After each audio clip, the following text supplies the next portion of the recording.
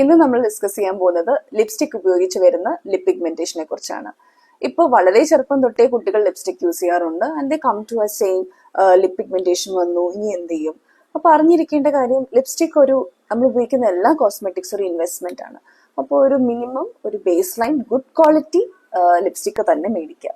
ഒത്തിരി എക്സ്പെൻസീവ് ഞാൻ മേടിക്കാൻ പറയില്ല, but I show you some tricks how to find out a good lipstick.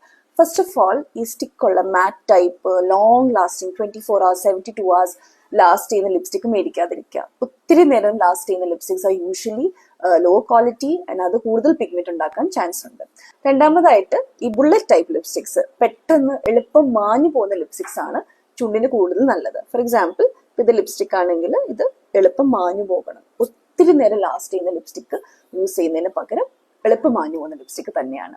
മൂന്നാമതായിട്ട്, വളരെ ഡാർക്ക് കളർ എന്നും യൂസ് ചെയ്യാതിരിക്കുക. Use it for function. സാധാരണ രീതിയിൽ യൂസ് ചെയ്യുക, ഒന്നുകിൽ ടിന്റ് ഉള്ള ലിപ് ബാംസ് അല്ലെങ്കിൽ ലൈറ്റ് കളർ ലിപ്സ്റ്റിക്സ് ആയിരിക്കും കുറച്ചും കൂടി നന്നാവുക. വേറെ നമ്മൾ നോക്കേണ്ടത്, ബ്രാൻഡ്സിൽ അക്സെപ്റ്റഡ് ബ്രാൻഡ് ആണോ, ഒരു നല്ല ബ്രാൻഡ് ആണോ, പാരബൻ ഫ്രീ, ഡെർമറ്റോളജിക്കലി ടെസ്റ്റഡ് ആണോ, ക്രൂവൽറ്റി ഫ്രീ ആണോ, അങ്ങനത്തെ പ്രൊഡക്റ്റ് ആണെങ്കിൽ തന്നെ മേടിക്കാം. താങ്ക്